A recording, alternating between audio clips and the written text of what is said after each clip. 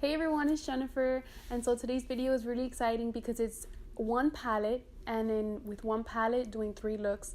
And I think this was pretty fun, and it was kind of challenging to see what I can create with a palette. And the great thing about it is that it was using this $10 palette.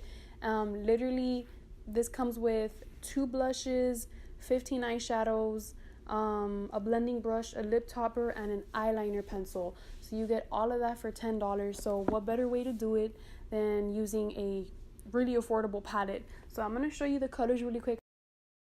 So these are the colors.